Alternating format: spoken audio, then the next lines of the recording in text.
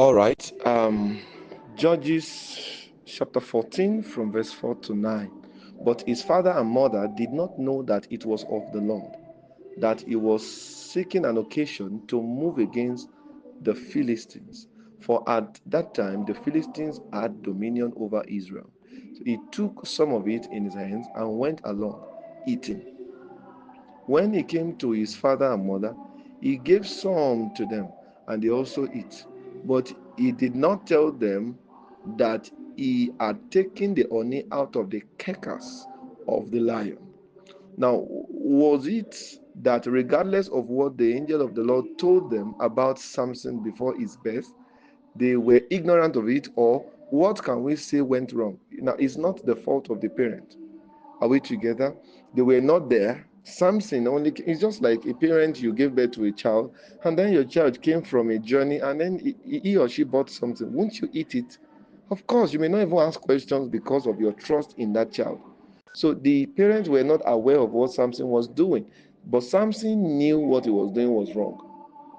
Are you there? So if we are going to blame anybody, well, maybe the blame will be on Samson. Samson knew that as a Nazarite, are you there? He is not supposed to touch anything dead, not to talk of taking honey from the carcass. Actually, what happens was that Samson fought a lion, killed the lion. After some time, when he was passing through that route, he found that there were some honey in the thing, so he picked it. Can you see that? So, and he knew that was a taboo by the virtue of who he was, but it was nothing. The way some people act. What is there? Am I the only person to go late to fellowship if I don't listen to teachings? And so what? Will they arrest me? Some of those things that we think does not matter. Am I the first person to do it? Those kind of things, we feel we can do it and just go away with it. That was the exact impression that Samson had. What is there? Is it not, if I now take the thing, now will I die? And sometimes when we begin to break certain sensitive laws, it will look like they don't matter. Because the day Samson took that thing, he did not die. So maybe there are people also who have been doing something they should not do. And then it looks like, and so what? Even, yes, okay, I now fornicate. Now, what now happened? And what happened? Does it mean my teaching anointing now disappeared? Uh-huh. So now that I did it now, can't I still sing? Can't I still preach? Did anybody know about it? Even that very day I preached and it was very powerful. Those kind of things. We feel that it doesn't matter, whereas those things really matter. That was the case of Samson in this place. So the parents were not aware. They were only taking that thing, because of their trust in their son.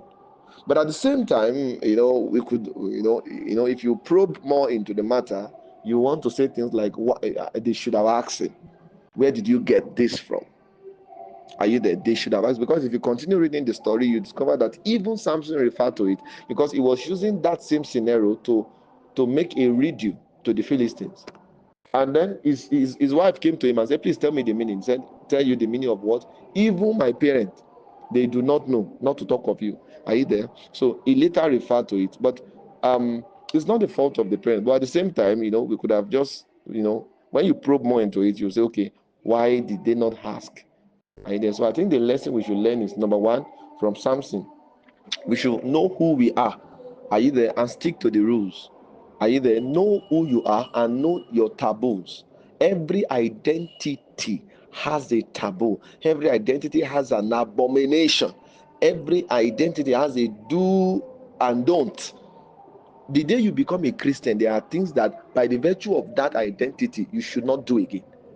So don't mess with those things. Are we together? And then on the part of the parents, we should learn that it's always good to ask questions. Are you there? For example, thank God for you, thank God for everybody, thank God for the commitment of these precious people of God. But if anybody comes to me and says, sir, send your account, and then somebody sends 5 million to me now, even if the person is following teachings, how will we talk? How did you get this? You get what I'm saying? I'm not just say, oh, thank God. No, we will discuss it. We have to discuss it. Are you there? We really have to talk about it. So that's it. We need to learn to also ask questions. Let's not be carried away by the fact that we need things. We should not be blinded by our need. It's always good to ask questions so that in the quest of getting our needs met, we will not end up being corrupted. Do you understand that? All right.